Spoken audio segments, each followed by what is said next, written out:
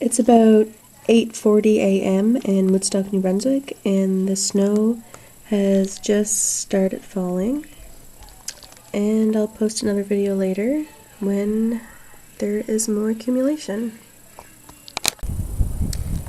It is now 12 p.m. noon in Woodstock, New Brunswick, and we have a lot more snow than we did about 4 hours ago when I did the other video. The wind's blowing pretty hard, and there's lots of snow out there.